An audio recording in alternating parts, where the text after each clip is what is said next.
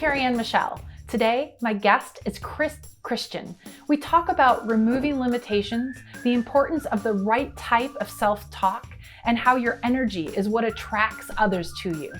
Hey, Kris. Hi. Welcome. Hello. It's so good to see you. Great to see you too, Carrie Ann. It's great to be here. Thanks for inviting me. Yes, I'm so excited about our conversation, and it's just so nice to see you. I feel like during this time we're living in, I don't get to see some of my favorite people very often. Oh, and I feel like you were probably one of the last people that I saw before everything kind of hit, meeting wise. So it's really good to see your face again and to just connect today. Yeah, likewise. Well, I'm going to share with our audience a little bit about you and how we know each other, and then we will get into this great conversation today about self-care. So, this is Kris Christian. She is the founder and CEO of Chicago French Press. But one of the things I love about you is your career journey story. So, you actually started your career on Wall Street as a financial analyst.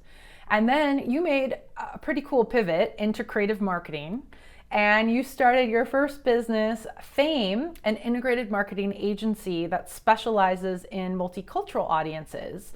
And you built that into an amazingly successful company, a six-figure company working with major brands. And then in 2016, you decided to start to focus on something you're very passionate about, which is coffee. And so you launched Chicago French Press, which has 15 coffee selections. And one of the things I'll just say about this that I love, because I've tried Chicago French Press, is that it is solving a really cool problem where for people who maybe don't like to have their coffee just straight up black coffee and they want some cream and sugar, but they want that flavor, but maybe without all the other parts of the calories that come with that sugar.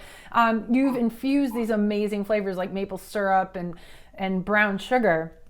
And it's going incredibly well right now. And one of the things that I love about it is you also have what's called Grinding for a Cause, where 5% of the proceeds go to support a 501c3 organization, which is just so cool. And we met last year at Evolve Her, a female-focused co-working space in Chicago, and you were there for one of our membership breakfasts with your amazing coffee and your team, and we just connected and hit it off, and here we are. But I got to try the coffee, several of the different selections, and it was amazing. So thank you for being here. It's so fun to introduce you. Thank you. Thank you for that introduction. I know it's a lot, but you captured it very well.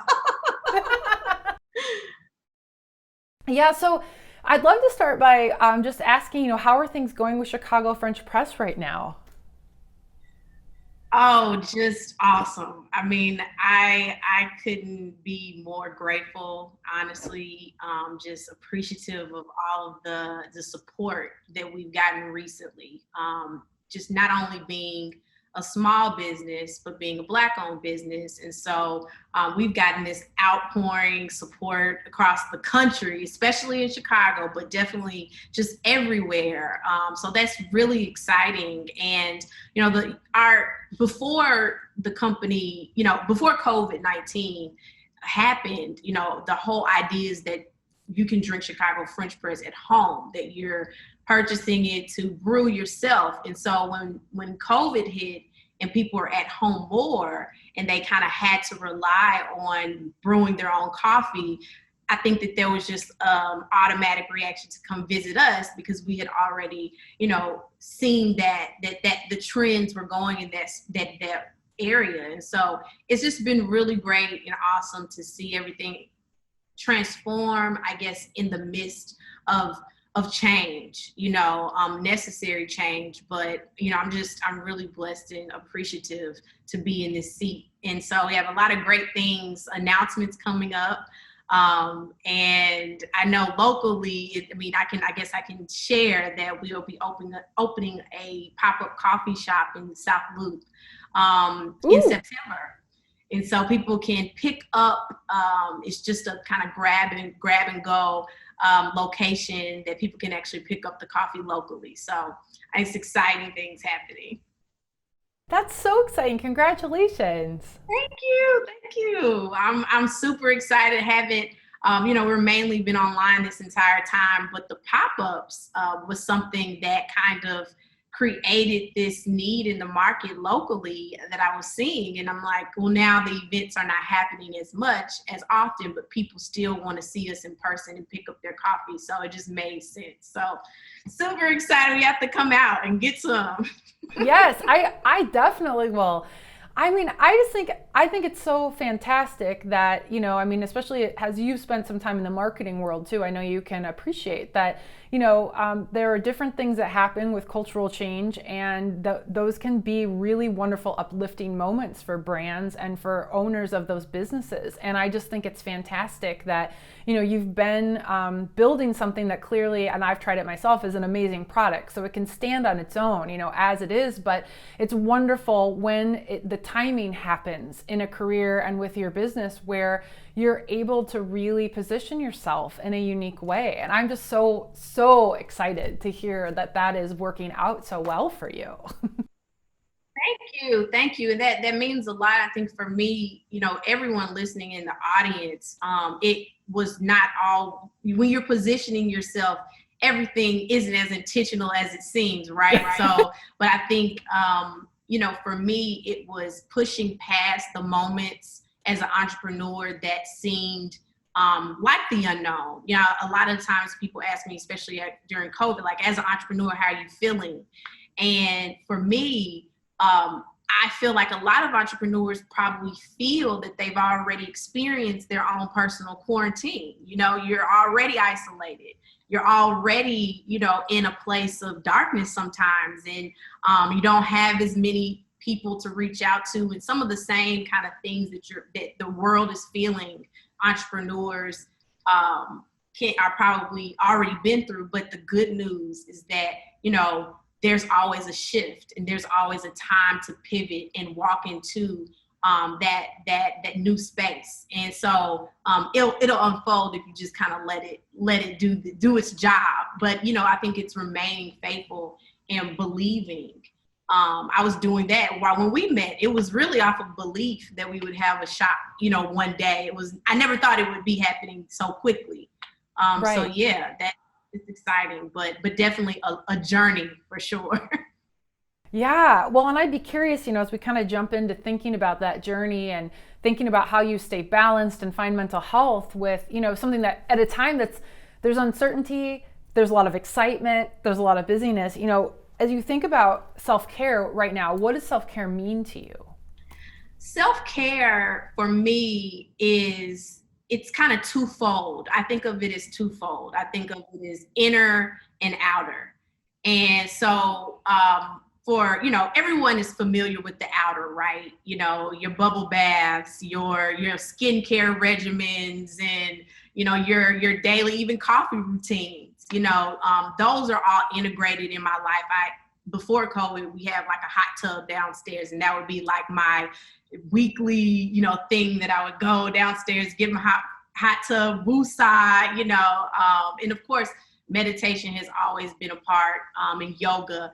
But that inner work as an entrepreneur is really what I look at as like my focus in the self-care area, because what you think really informs how you feel, and how you feel informs what you do and how you act, and how you show up to meetings, and how you experience life in general. And is the journey fun, or is it stressful all the time? And so for self-care for me, honing into self-talk is really daily work. And so my work and my favorite form of self-care, it's like in the space of affirmations, but it's like on affirmations on times 10, so it's like, I always every day really pump myself up. And I always say, like, be my biggest cheerleader, because It's so in the journey, it's so much that goes on that can stress you out and that can make you feel like, you don't have it all together, or you're not good enough, or you don't have all the resources or whatever. So it's almost like making you believe in the moment that it's already here. It's already happening. It's not about becoming successful. You are successful. It's not about, I'm excited for this to happen. Like it's coming. Cause that's what I used to do. It's like, it's coming. No, it's here. It's here right now. You're enjoying it, and you're almost tricking yourself into believing, because you might not see the results yet. Right. So it's almost like you're tricking yourself, even on those bad times when I don't feel good. It's like, you are happy. I am happy, right now. It's like this extreme self-talk that is required for me to internally feel good. And then that kind of that feeling kind of guides everything else. And I think that, the one thing that I constantly keep top of mind is my energy and the exchange, and being able to attract people with that same energy. That I think that's why we're to, get together right now, and being in Evolve Her and having that same, the same vibes and that high vibration. That is kind of what keeps me moving and pushes me through. And that's the biggest form of self-care for me, because all that other stuff, I can get a massage. I'll do that. I'll do my bath. I'll do all that stuff that I need physically to kind of make me feel good. But mentally, that spiritual work too is, we are the source. We are, of God, and just really being appreciative and grateful in the moment is kind of what can guide me through, the inner work that I need to do for self-care. Oh my gosh. I just love everything about that answer. First of all, I think it's fantastic. Yeah. And I relate to so many things you said. One of the things I was curious about is, if you think back to like getting to that point, maybe the first time you were able to sort of be in it now, right? Because I know being an entrepreneur, and like we talked about that, so I'm kind of going to take you on a little journey with this second question. So thinking about what we were saying at the very beginning, where like you're having all this success right now, and it outwardly, it is amazing and it is happening, but there's definitely the moments people don't see, which is the struggle. And so I guess what I'm curious about is, how did it work for you, like the very kind of first time, or how did you get to this place where you went from like, I'm living in the struggle, to that mind shift to, I need to see the future and what I want now. So this practice of now, how did you do that? Yes. Oh my gosh. That was such a great question. I was actually talking to my friend about this. So I have a best friend. His name is Warren. He lives in LA. And so anytime I want to regroup or refresh, I go to LA to visit him, because he's this type of guy that's like a major cheerleader and supporter, not just for me, but just that he's just this inner ball of energy. And so about 1 year ago, about a year and a half ago, actually, I was in this place where I was getting these opportunities to do these pop-ups, right? Like with Macy's and Facebook at their offices. I will tell you, I'll be very transparent. We didn't even have an espresso machine. We were just getting into the pop-up space. We had only focused on the product, making sure that it was, a premium product and good. And I knew that I wanted to get into brewing coffee. And, I had this whole marketing strategy that people tasted it, they would fall in love with it and then get on our subscription. So pop-ups just made sense, but I had no idea how, I don't have a Starbucks background or anything. So it was extremely overwhelming for me. And, I didn't have the money for an espresso machine. Espresso machines are extremely expensive. And so I was just in this space of being stuck, of saying, I don't know, it was this confusion, and it was something that I was stirring up, and that's why I was stagnant.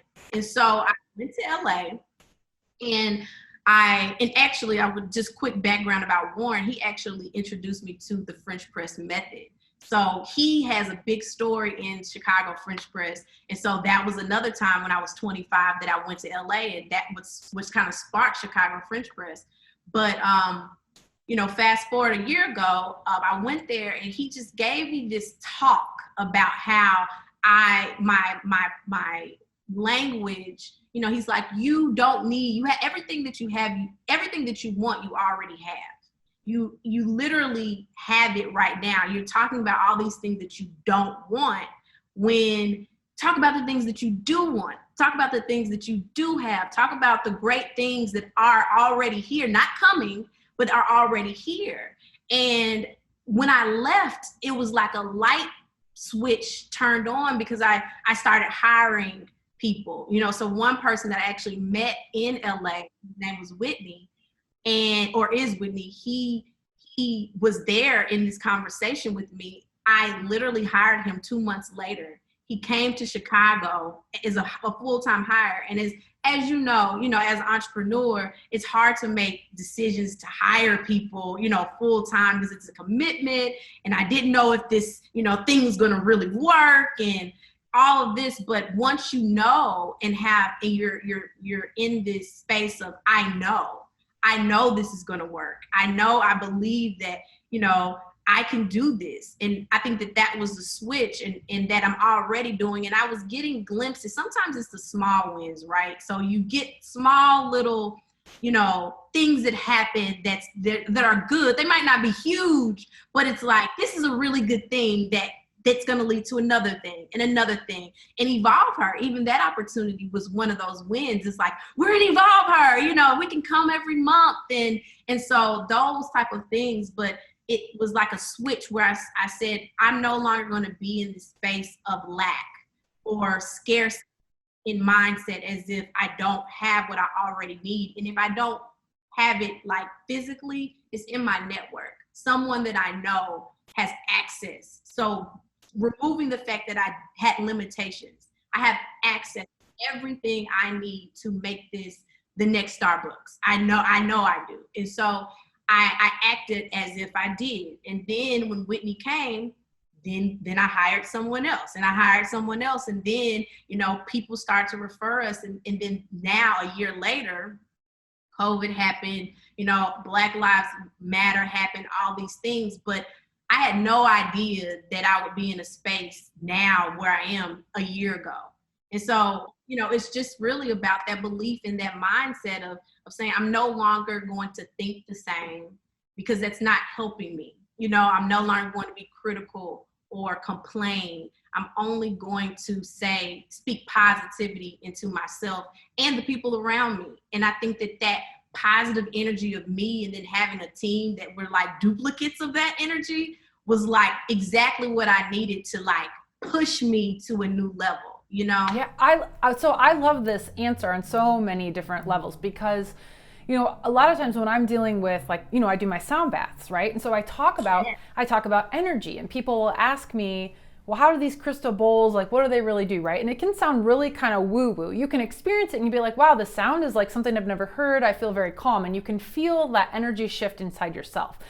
But I feel like a lot of times when we talk about things like in the self-care, well-being, and we talk about like, it's about your energy, it's about this vibe, or this, it can get really kind of the skeptic in me, this like kind of person who came more from corporate America and is kind of like, I don't know, I'll sort of think like, I don't really get it. But the way you just described that is just so beautiful, because it shows, and I've felt this myself too. It's like when you said, it's about our own limitations, and everything we need is within our networks, right? And it's not even just like within the network. It's like this intangible thing as humans. We all are made up of energy. Quite literally, we're made up of atoms, Yeah, absolutely. And it's what you choose to focus on. Like you're saying, it's what you choose to focus on, and making a choice. And it's not easy. Like, I've been there before.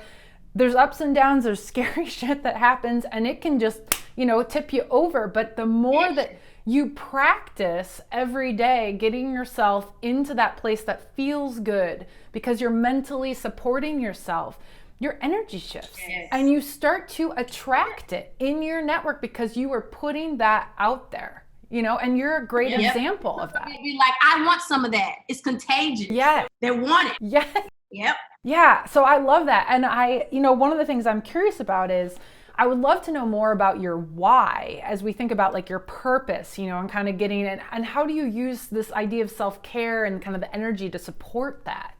Yes. So my why. So that's really big because I always knew I wanted to be an entrepreneur. I just didn't know what exactly I wanted to do. So, this is my coming up on my 10th year of entrepreneurship.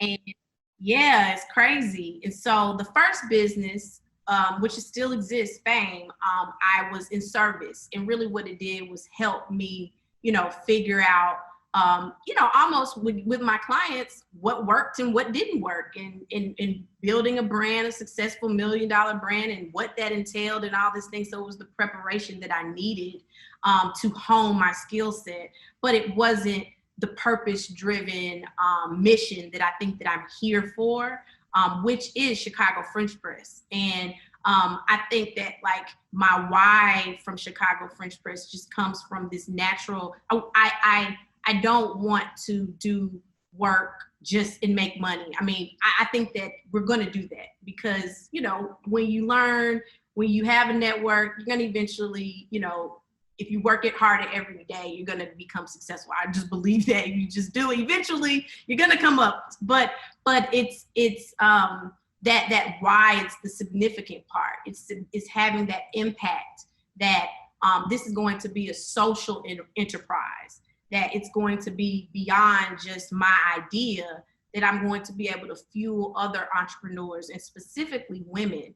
And so I'm super excited about the direction of Chicago French Press because it's going to be a local, national, global social enterprise that is fueling women and specifically African-American women.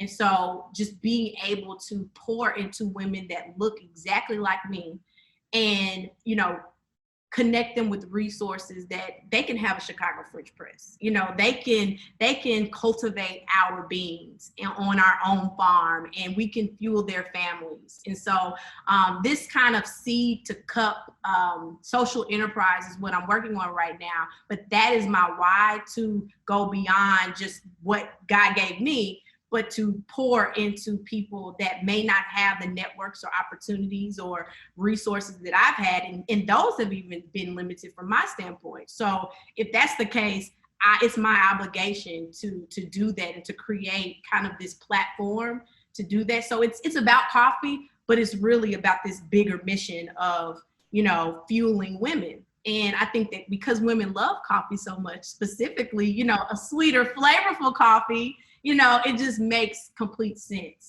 And so that's kind of my why. And, with purpose-driven work, you can do what you can do now and let it grow and build from there. And so, I think that I'm always really, really big picture.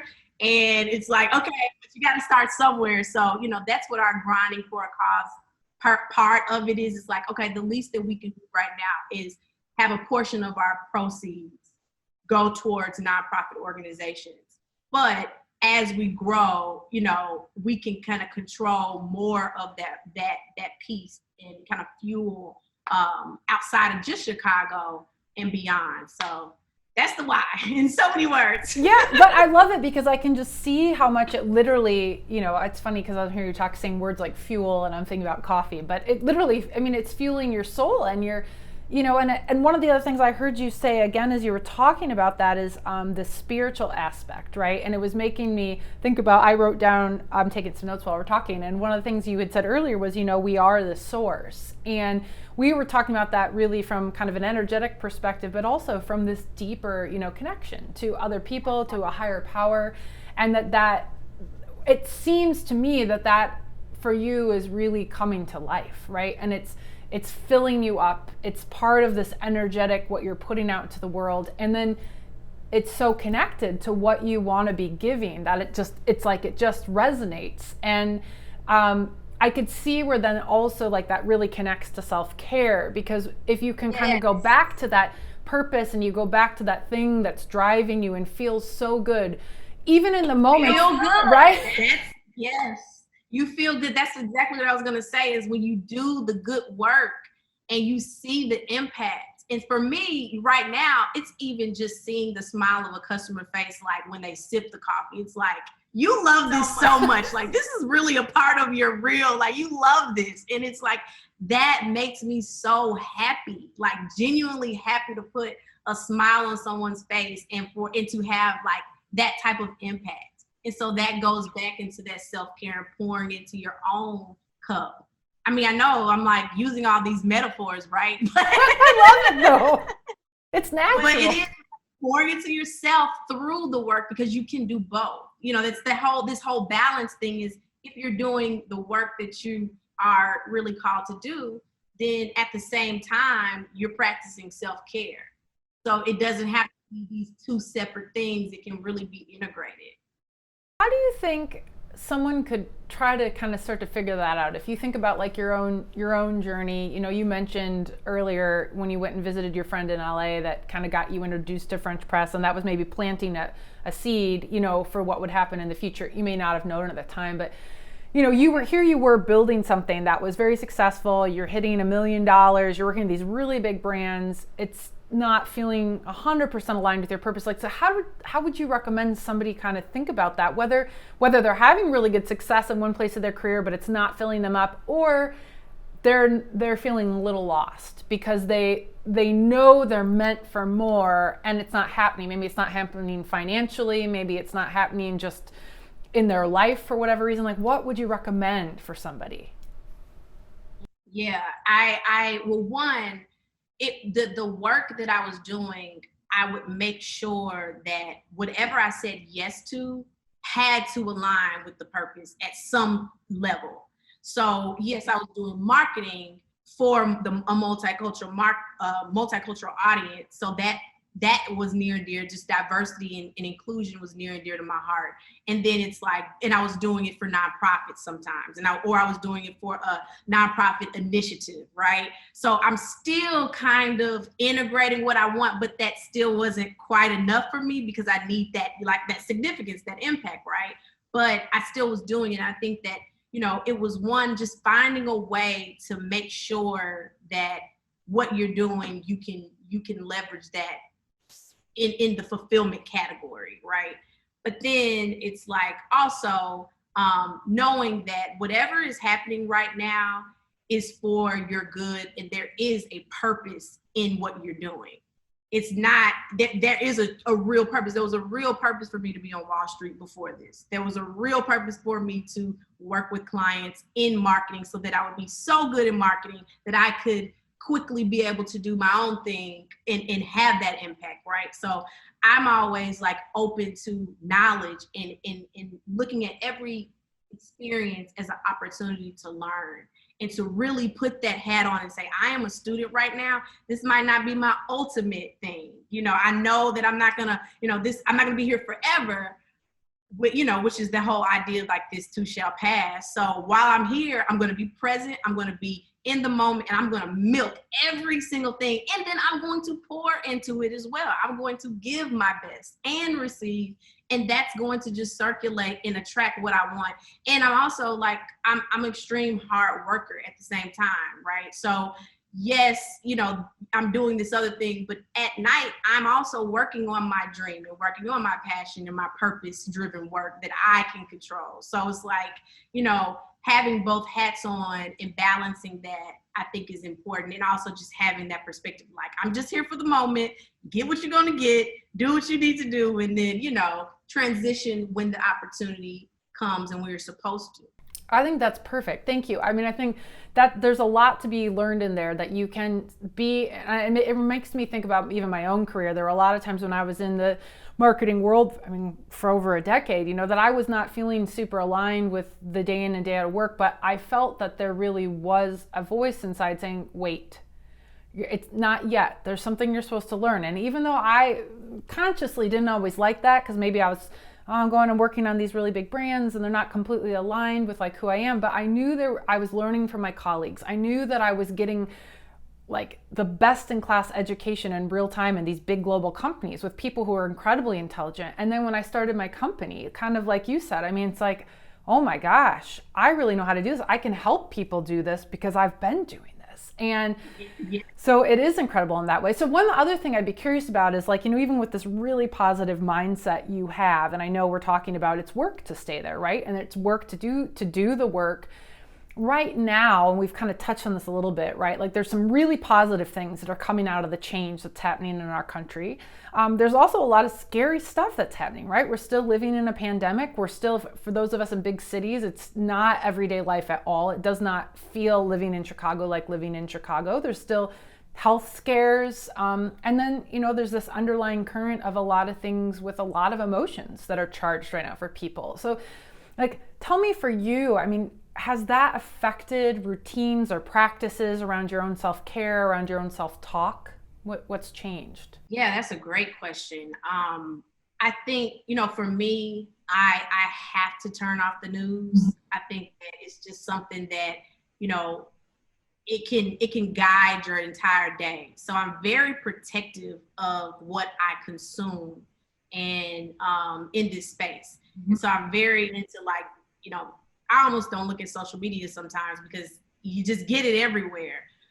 So to protect my energy, I'm, making sure that I'm looking at these only sources. Like I'm a big YouTuber, so I'm looking at, spiritual guides or just background meditation music. Like you said, the sound baths, like just keeping that vibration up here.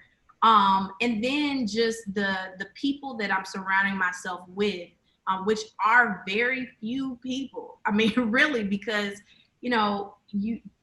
everybody is in a different space. Mm-hmm. And so, yes, I want to be that empathetic eater and that sympathetic person, but I also know that everybody is in their own process too, and allowing people to be in their space and let us all grow individually so that when we come out of this, internally we're good.